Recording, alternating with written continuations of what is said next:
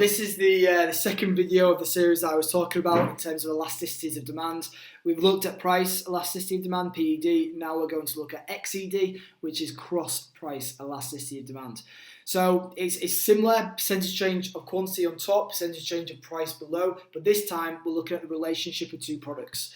So we'll look at the percentage change of quantity demand for good X, whatever good X might be, and the percentage change in price of good Y, whatever good Y might be. But the whole idea of this is we're looking at as to whether they're related or not. If they're related, is it in a complementary sense or is it a substitute?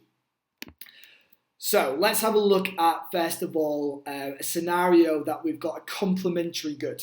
So with this scenario, we've got bread and we've got butter. Let's imagine that the price of bread has risen, and it could be for any reason, but we can see that there's a contraction of demand because demand has gone from Q1 to Q2 because of that change in price of P1 to P2. So that contraction back up the demand curve has meant that there's less demand now for bread. Well, if there's less demand for bread, there's going to be related products. And one related product is obviously butter. Think about toast, think about sandwiches, just bread and butter in general.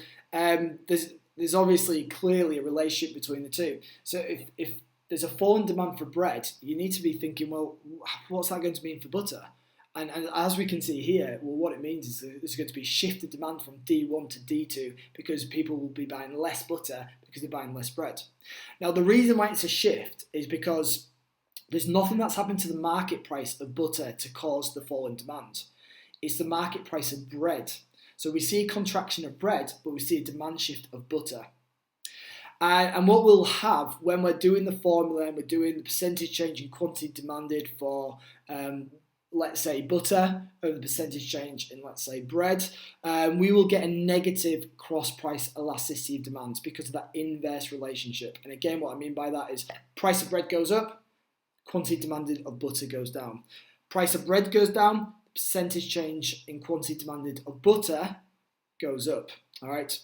So it's an inverse relationship, but it's an inverse relationship of one price of one product and the quantity demanded of another product.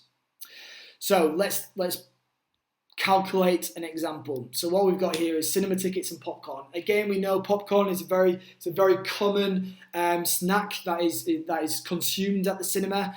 So we'd expect it to be complementary, but by how much? So this is a hypothetical scenario. We've got cinema tickets have increased from £5 to £7.50, and therefore the demand has fallen. But the demand is only fallen in terms of decreasing from 1,000 tubs to 700 in this scenario. So if we've got a percentage decrease of obviously popcorn of minus 30%, we can see it's nowhere near as significant as the 50% increase in cinema tickets. So they are complementary because it's a minus, but how strong is that complementary aspect to the two goods? How related are they? And what you can look at it from the point of view, the lower the number is. So, for example, if it's -1, -2, -3, then the stronger the complementary relationship between the two are. -0.6 is kind of hovering towards the 0 point, and that 0 is not related. So you could say that they are complementary, but they're pretty weak. And that's probably because you can buy popcorn in supermarkets, you can buy popcorn in sports arenas, you can buy popcorn almost anywhere where there's entertainment. So it's not just related to cinema. Now, again, going through some of the factors as to why we might want to know this information. Now, if we think about the interdependence, if you know that you have got a very, very strong complementary good, then you could argue that you are really interdependent in terms of that relationship between the two companies. If they change their strategy, then that could have a it could be detrimental, a big impact on your company as well. And almost your pricing decisions are also going to have a massive impact on the other company. And when you're making your decisions, you might have to think about that relationship because obviously you don't really necessarily want to maybe go against one another because you can both impact one another. And in some cases, that might actually lead to a different external type of strategy, such as external growth. And what I mean by that is you might think, actually, it's a very, very strong complementary good. Do I want to put myself in a situation where I'm reliant on their strategies and I have no control over it? Or can I get some control? And maybe that control is actually just acquiring or maybe merging with a company that sells a good that you are dependent on. So, for example, I know, let's say Hovis buying Learpack or something along the lines of that. And then that helps because you can make those price decisions much more stable, much more secure. Right, another factor, we've got Coke versus Pepsi. Clearly, they're rival goods. They perform a very similar function. They're very, very similar in their nature, and they are substitute goods. And if you get a substitute good, again, they're related, but they're related in a way which actually the cross-price elasticity demand will be positive.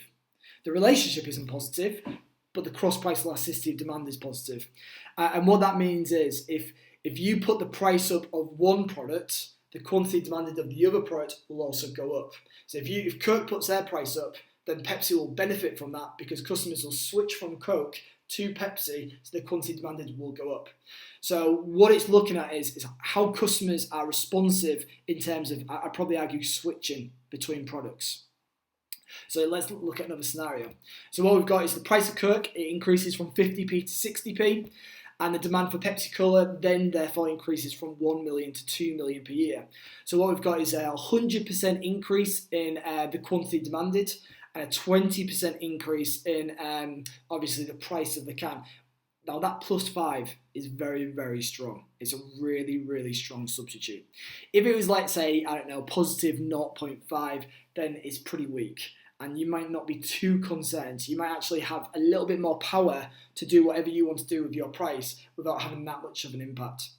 But with +5, Coke probably don't want to do this, and Pepsi will probably not want to increase their price. And we get a situation where you really do have to think about what the other company is going to do. And again, it's that interdependence factor. Because if Coke put up their price, they know they're going to lose market share. If Pepsi put up their price, they know they're going to lose market share. So what they could do is they could reduce the price, but then let's imagine Coke reduces their price.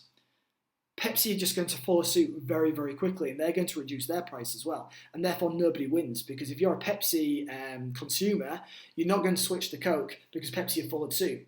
So actually, both companies will just then lose revenue. So what they're more likely to do is keep their prices pretty stable and keep them quite rigid, and they'll do non-price competition. It might be advertising. It might be a location of where it's sold.